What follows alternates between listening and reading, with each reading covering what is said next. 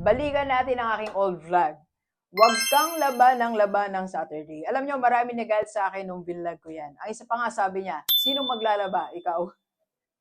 Ganito po, ang ibig lang po sabihin ng hindi tayo dapat laban ng Saturday is sumubok tayo ng ibang bagay para magkaroon ng pagbabago sa buhay natin. Kasi isipin natin, ilang Sabado na ang in-spend natin sa paglalaba, paglilinis, pamamalansya. Tanong, meron bang nabago sa buhay natin?